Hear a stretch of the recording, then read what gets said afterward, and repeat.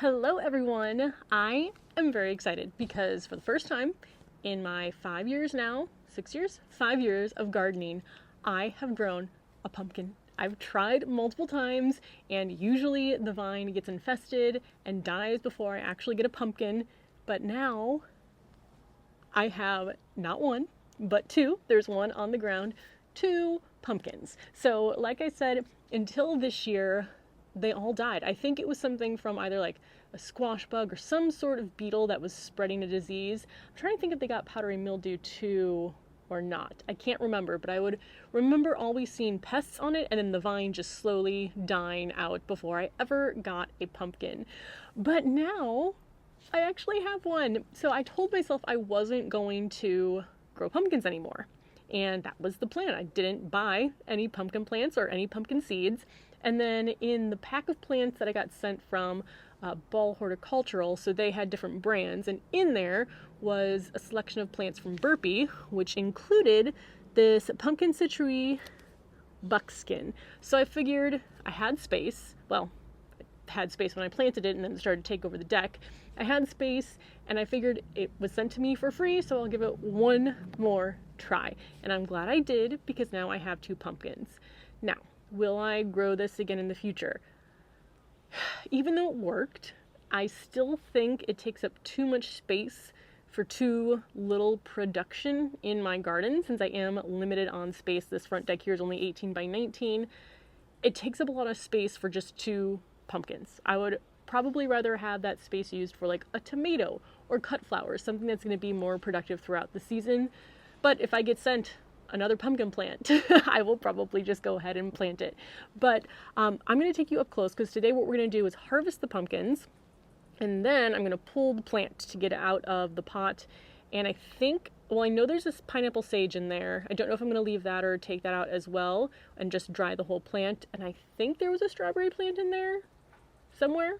But let me take you up close to kind of see the mess in terms of how I grew this. Oh, also, you're probably wondering, well, Bethany, what did you do differently this year to not kill it? And the answer, unfortunately, is I didn't do anything differently. It was just a year that was good for the pumpkin plants in my garden. It was also a good year for tomatoes. It was a bad year for like zinnias and powdery mildew. So it was just one of those things where I didn't do anything differently this time. It just worked. So let me take you up close and show you the plant. So first off, the setup I have going. This is grown in a City Picker little container on wheels that I think I got from Home Depot. It was kind of an impulse purchase in February or March. And what I originally had in here was a tomato plant, pumpkin, strawberry plant, and the pineapple sage. This was kind of like the overflow, and I knew when I was planting this that there was too much in here. The tomato plant, I guess, kind of luckily started to get some sort of wilt, so I ended up pulling that. And this, which was just all over the ground here, I then threw up onto this cage. And because it was so heavy and the cage was tipping over, I then supported that cage with a bunch of random pots and saucers, as a very serious and experienced gardener would do. So that's kind of the situation we are working with. I'm going to harvest the pumpkins and then we'll go ahead and kind of pull and see what's happening underneath here. But one of the ways you can tell if your pumpkin is ready is, first of all, if you know when you planted it, days to maturity should be around that time. You can also just leave these on the vine until like the first frost if you want to.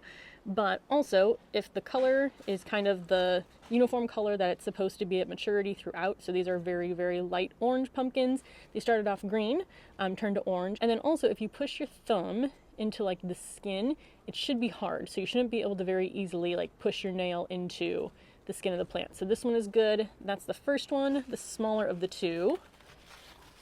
Coming down here is the second one, which interesting to me that they're different shapes. I don't know if because this one was sitting on the deck that made a difference, but this one also hard if I stick my nail into it. So we'll harvest these and then we'll pull a vine. I have a pumpkin.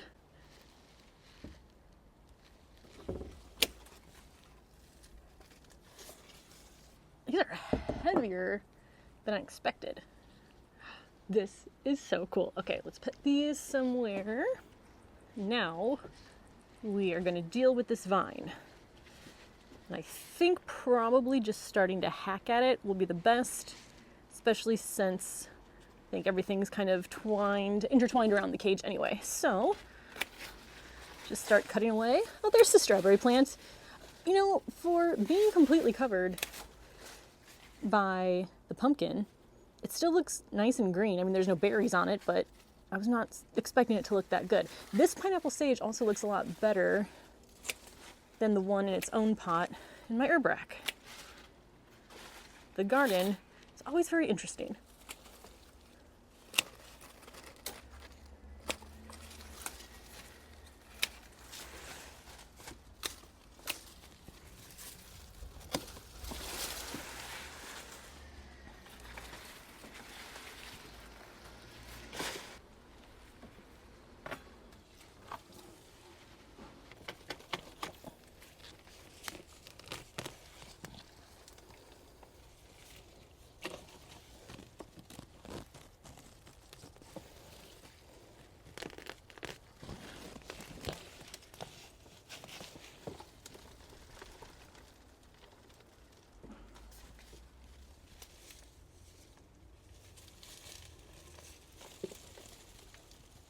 So I seriously don't understand how this pineapple sage is so healthy being in a pot where it was overcrowded, not getting a ton of light because it was shaded by the pumpkin, and just kind of shoved into a corner.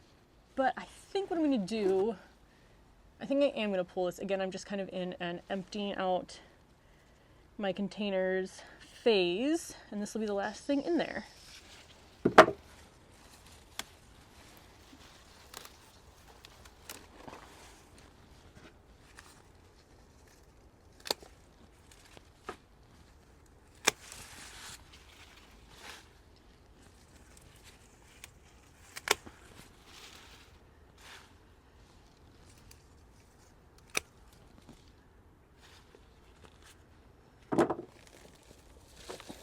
I also did a quick harvest. Here's everything I grabbed. So I got some tomatoes, peppers, flowers. I also pulled one basil plant. I figure when I sit down and pull off the healthy looking leaves off of the sage, I'll do the same thing with the basil? I'll do the same thing with the basil. Maybe make some pesto tonight. The pineapple sage I dry and use that in tea. I have dried basil before. It's fine. I prefer it fresh if I can.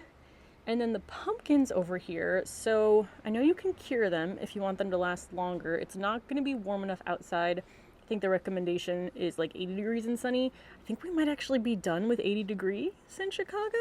So I don't think it's going to be warm enough to leave them outside. I could leave them inside, or I might just cook with them like today or tomorrow. So TBD on what I'm going to do with those. But here's everything from today, and it's definitely a weird feeling that I know the number of harvests left are getting smaller and smaller. So thank you so much for watching today. I do wish I had like some tips on how to not kill pumpkins, but like I said, I didn't do anything special this time. It just lived on its own with normal treatment, which is exciting. But yeah, unless I get another one sent, which I feel very lucky that people still send me plants, I probably won't plant one on my own. And maybe if I do get one, I might give it to like a community garden or something. I don't know. We'll see what next year has in store, but at least I can say that one time I grew pumpkins. So thank you so much for watching, and I will see you in the next video.